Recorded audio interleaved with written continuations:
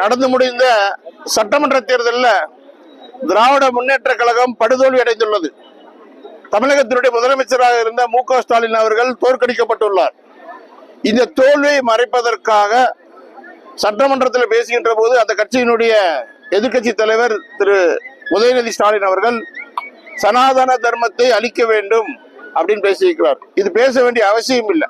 சட்டசபையில அடுத்த 5 ஆண்டுகள்ல ஆட்சி என்ன நடக்கணும், மக்களுக்கு என்ன செய்யணும் பேசாம தேவையில்லாம ஒரு பிரச்சனையை கிளப்பி இருக்கிறார். காரணம் என்று சொன்னால் இவர்கள் தோல்வியை மறைப்பதற்காக.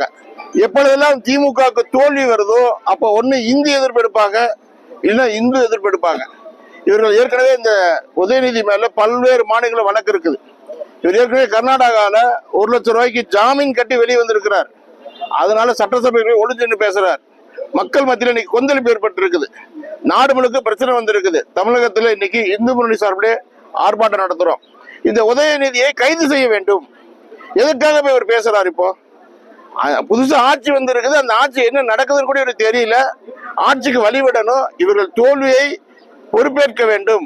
அதற்கு மாறாக மக்கள் மத்தியில ஒரு வன்மத்தை கிளக்க வேண்டும், மத துஷ்பிரயோகம் பண்ண வேண்டும் சொல்லி முயற்சி பண்றாங்க.